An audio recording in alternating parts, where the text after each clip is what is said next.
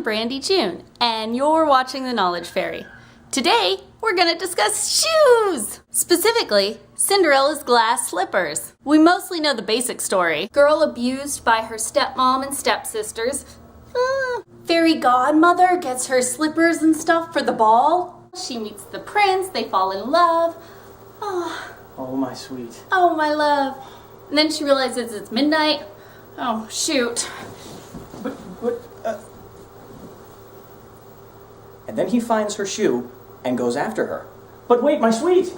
And he found her. Oh. And they lived happily ever after. But did you ever wonder if that's how it originally started? After all, who wears glass shoes? Actually, while the story has been around since the 9th century, with over 500 versions originating from all over the world, some of the key features of the version we're so familiar with began with one French writer, Charles Perrault, who published Cinderella, or Cendrillon, as it's known in French, for the first time in 1697. This is the first time we see the glass slipper. My lady, would you try on this delicate glass slipper? Okay. In previous French versions, the fair maiden is wearing a boot made of squirrel fur. My lady, would you try on this delicate fur boot? Sure. So how do you get from fur to glass?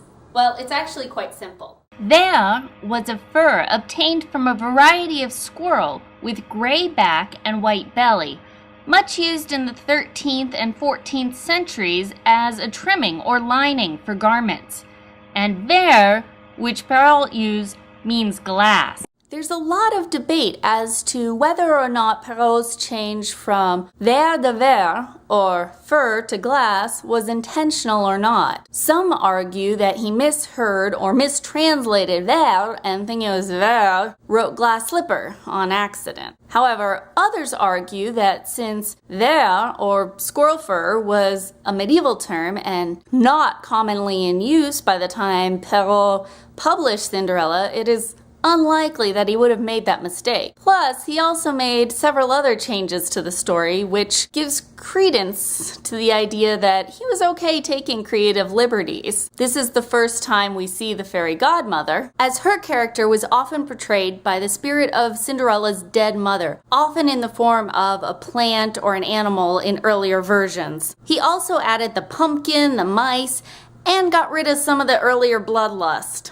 The stepsisters also cut off part of their feet to make the slipper fit, and the prince only returned them once he realized the slipper was full of blood, something Perrault left out. He has Cinderella forgive her family for being, real jerks to her. In older versions, the king has the stepmother and stepsisters dance themselves to death wearing red-hot iron boots. So was the fur to glass a mistranslation or creative liberty? I can't say for sure, but one thing's clear. Get it? We'll certainly remember the story Perrault penned. Now, if you'll excuse me, I have to go see a prince about a shoe.